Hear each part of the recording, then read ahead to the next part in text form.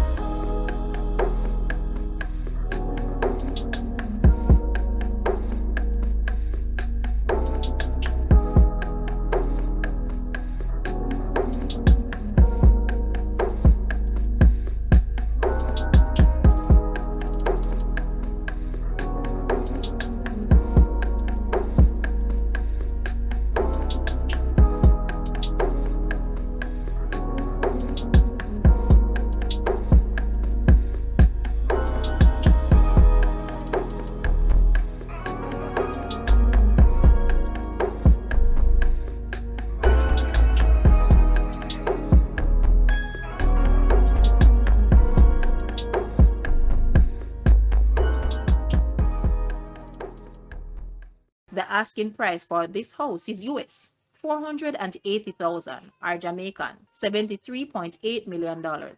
To purchase or make an offer, please take a look at your screen or you may visit the description area below for full details. If you like this video, please hit the like button and also share with a friend.